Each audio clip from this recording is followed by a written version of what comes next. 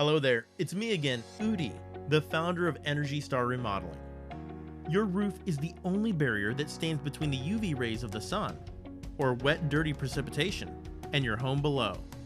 For shingled roofs, you need to select the right color and decide between a cool roof versus a non-cool roof.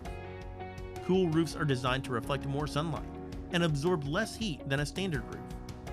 A cool roof, under the same conditions, could stay more than 50 degrees cooler, saving energy and money by using less heating and air conditioning.